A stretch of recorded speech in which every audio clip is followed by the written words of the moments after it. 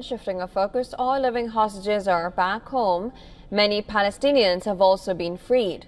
But the standoff is now over, and remains of the dead hostages. Hamas has returned some hostage remains, but still many remain in Gaza. The bottleneck finding and verifying the dead amid the rubble and the thousands of dead Palestinians, this stage will now test the ceasefire. Take a look at our next report to know more.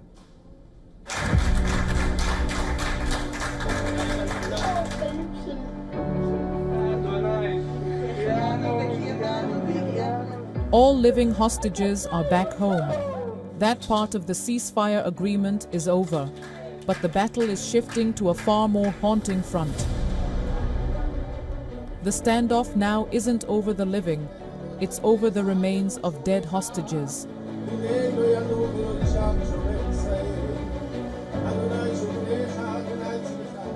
Hamas has handed over the remains of several hostages, but many more are still believed to be lying beneath the ruins of Gaza.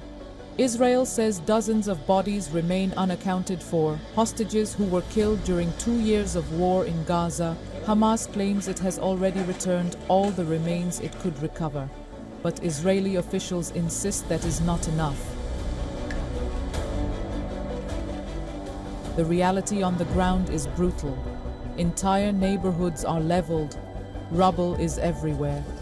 Officials from the International Committee of the Red Cross say this is a massive undertaking, one that requires heavy machinery, technical teams, and days, if not weeks, to complete. Bodies are trapped under collapsed buildings. Many are intermingled with thousands of dead Palestinians, making identification slow and complex. There is clear indication that this might take much more time because of the difficulty to find the human remains in Gaza in particular.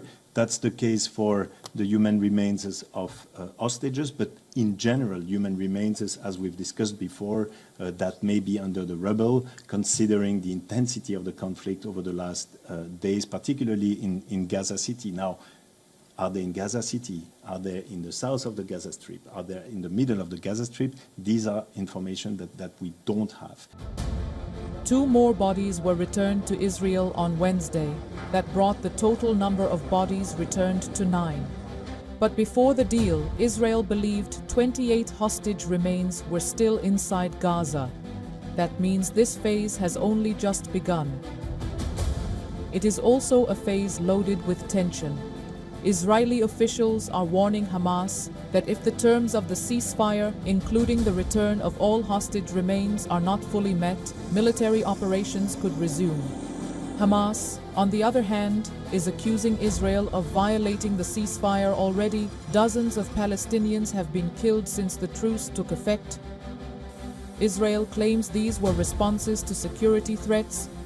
This is where the ceasefire is at its most fragile. When hostages were being freed alive, both sides had a powerful incentive to keep talks going.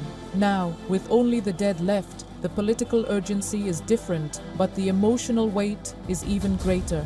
For Israeli families, these remains are their final link to loved ones lost.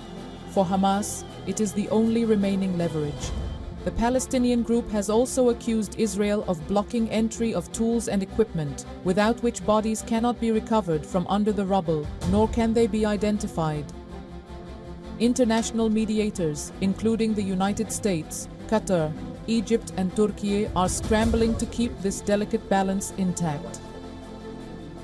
Turkish disaster response teams have been allowed into Gaza to help clear rubble and aid recovery efforts. DNA teams and forensic experts are also being deployed to speed up identification and avoid disputes like the one earlier this week when Israel received a body which they said was not of a hostage. But this is more than just a technical operation. Every handover is a calculated move. Every delay risks reigniting a war that has only paused, not ended. Both sides are already testing the edges of the ceasefire, accusing each other of violations while trying to claim the moral high ground.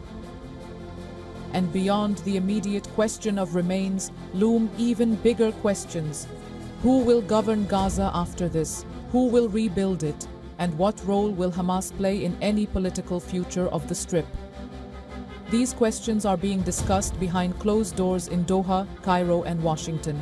But their answers may depend on whether peace holds or fractures under the weight of these bodies still buried in the ground. This is the defining test of the ceasefire, and it is only just beginning.